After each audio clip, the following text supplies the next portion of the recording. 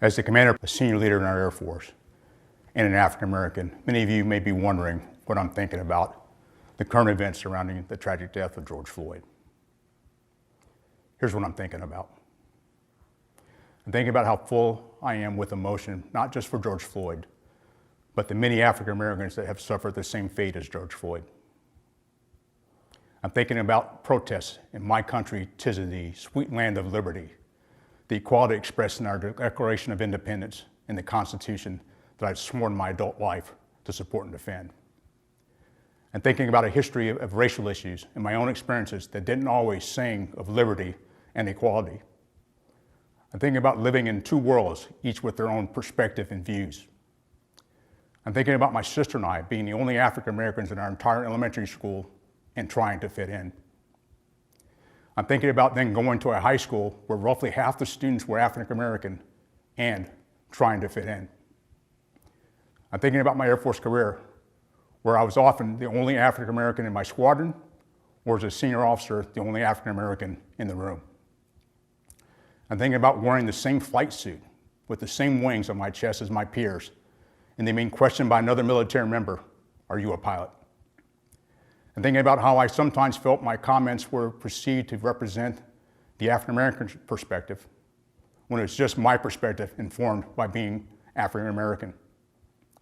I'm thinking about some of the insensitive comments made without awareness by others. I'm thinking about being a captain at the Oak Club with my squadron and being told by other African Americans that I wasn't black enough since I was spending more time with my squadron than with them. I'm thinking about my mentors and how rarely I had a mentor that looked like me. I'm thinking about the sound advice that has led to my success, and even so, most of my mentors could not relate to my experience as an African American. I'm thinking about the pressure I felt to perform error-free, especially for supervisors I perceived had expected less from me as an African American. I'm thinking about having to represent by working twice as hard to prove their expectations and perceptions of African Americans were invalid. I'm thinking about the airmen that have lived through similar experiences and feelings as mine, or who were either consciously or unconsciously unfairly treated. Conversely, I'm thinking about the airmen who don't have a life similar to mine and don't have to navigate through two worlds. I'm thinking about how these airmen view racism, whether they don't see it as a problem since it doesn't happen to them, or whether they're empathetic.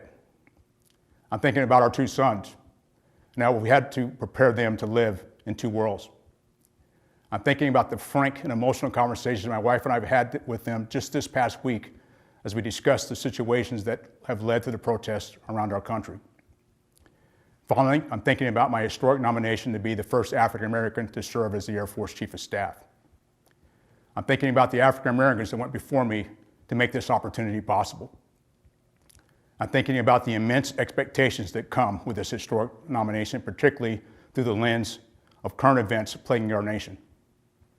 I'm thinking about how I may have fallen short in my career and will likely continue falling short living up to all those expectations.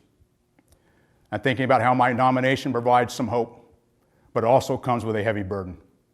I can't fix centuries of racism in our country, nor can I fix decades of discrimination that may have impacted members of our Air Force. I'm thinking about how I can make improvements, personally, professionally, and institutionally, so that all airmen, both today and tomorrow, appreciate the value of diversity and can serve in an environment where they can reach their full potential. I think I don't have all the answers on how to create such an environment, whether here in PACAF or across our Air Force. I'm thinking about, without clear-cut answers, I just want to have the wisdom and knowledge to lead during difficult times like these. I want the wisdom and knowledge to lead, participate in, and listen to necessary conversations on racism, diversity, and inclusion. I want the wisdom and knowledge to lead those willing to take committed and sustained action to make our Air Force better. That's what I'm thinking about.